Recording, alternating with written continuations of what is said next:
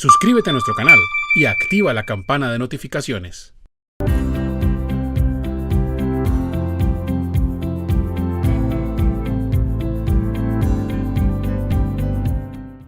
¿Qué implicaciones contables representa que haya errores en el cálculo del impuesto diferido o que en su defecto no se esté reconociendo en los estados financieros? Bueno, el impuesto diferido es una estimación, ¿no? Entonces, pues yo siempre he pensado, es un pensamiento personal, que el impuesto diferido, si hay un error en él, pues yo podría darle el tratamiento de estimación, sobre todo cuando el efecto no sea muy importante.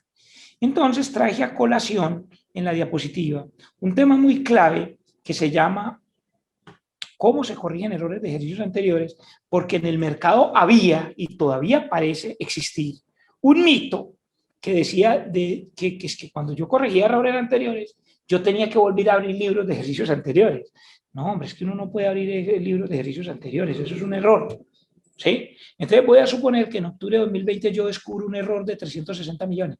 Podría ser el del impuesto diferido, porque el no corregirlo y el ser importante, pues sería un error. Entonces, pero puede ser una factura de un proveedor de hace 2 años, valía 400 millones y se contabilizó solo por 40 millones, un errorcito en un cerito. Entonces, hoy, digamos, se corrige contra el patrimonio, pero es hoy, cuando se descubre el error, usted afecta el patrimonio como lo está viendo en pantalla. Es decir, que en el caso del impuesto diferido, habría que crear una cuenta 2710, creo, que se llama pasivo por impuesto diferido, no aceptado fiscalmente, porque el impuesto diferido no es aceptado en la DIAN. Acuérdese que eso es una partida conciliatoria. Usted quedaría aquí 360 contra el patrimonio. ¿Por qué? Porque son utilidades o pérdidas de ejercicios anteriores. Es decir, que yo no debería usar la cuenta de ingresos y gastos de periodos anteriores ni contable ni fiscalmente.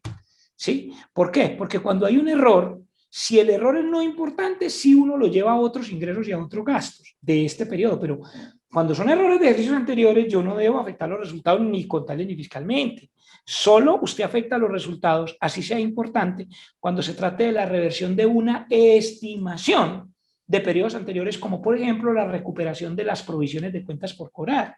Y como algunos me dicen, oiga, pero es que el impuesto diferido es una estimación y tal vez debería ir a resultados. No, porque lo que había allí no era un movimiento normal del impuesto diferido, sino un error en el impuesto diferido.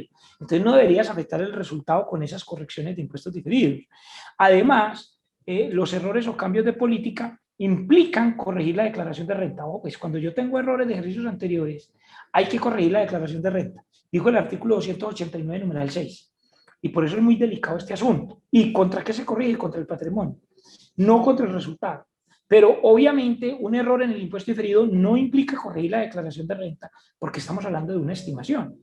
Ahora, el segundo punto es que yo tendría que reexpresar los estados financieros de ejercicios anteriores cuando el error sea importante, por ejemplo, en el impuesto diferido, ¿sí? Pero eso no implica volver a abrir libros, sino que es vía presentación. Quiere decir que en la próxima asamblea del 2021, por ejemplo, que es ya hoy, mañana, o fue ayer, o esta semana, dependiendo si se hace virtual, etcétera, en los estados financieros se presentan los estados financieros del año 2020 comparativos reexpresados. Reexpresados quiere decir que usted en Word, en PowerPoint, en Excel, no sé, en cualquier software, usted va a hacer una reexpresión como lo está viendo en pantalla, pero no es que yo vuelva a abrir libros, sino que yo pongo una nota donde digo que los pasivos presentados en años anteriores tenían un pequeño errorcito de 360 millones de pesos por una factura mal contabilizada o por un impuesto diferido no contabilizado.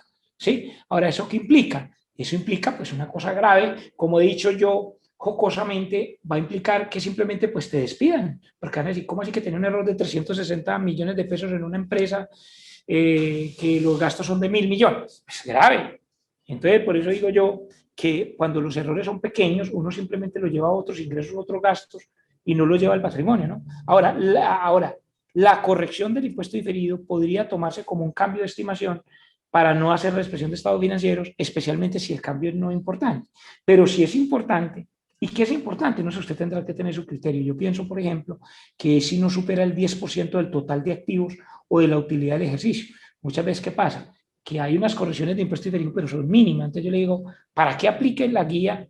Aquí está un enlace a la guía de reexpresión de estados financieros de las supersociedades, pero yo le digo, hombre, no se ponga a reexpresar porque el problema de las reexpresiones es que empieza también a darle unos indicios a la DIAN de que hay que revisarle a usted a ver si eso implicaba corregir la declaración de renta. Por ejemplo, por ahí una empresa me dijo, Juan Fernando, es que una firma de auditoría me llamó y me dijo, Juan, es que en una empresa construyeron un edificio, el edificio valió 20 mil millones y capitalizaron hasta los tintos del gerente. Y según la NIF, eso no debería haberse capitalizado los tintos del gerente. ¿Y cuánto vale ese edificio? Digamos que vale 80 mil millones. ¿Y cuánto fue lo que capitalizaron que no debieron de haber capitalizado? Y dijeron, no, como 500 millones. Y yo le dije, ¿usted se va a poner a responder estados financieros del año 2016 para acá? Y dijeron, sí, porque es un error. Yo le dije, bueno, hágalo.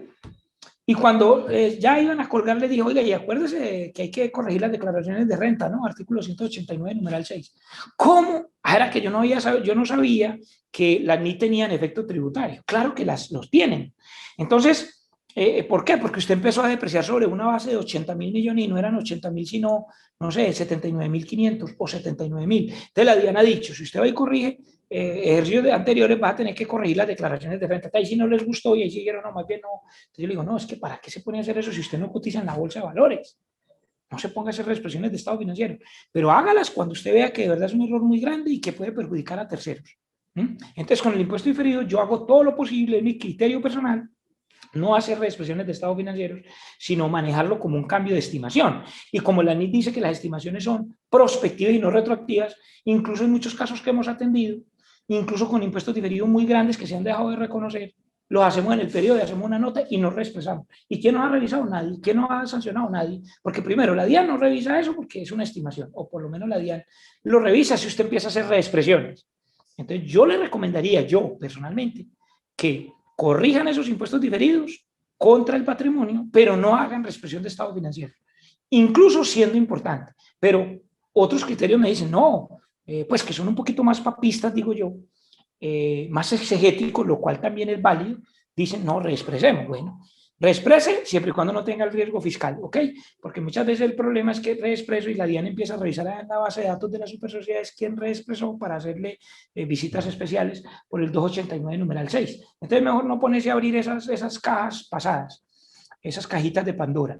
Bueno, esa era la respuesta a nuestro usuario. Muchas gracias por preguntar.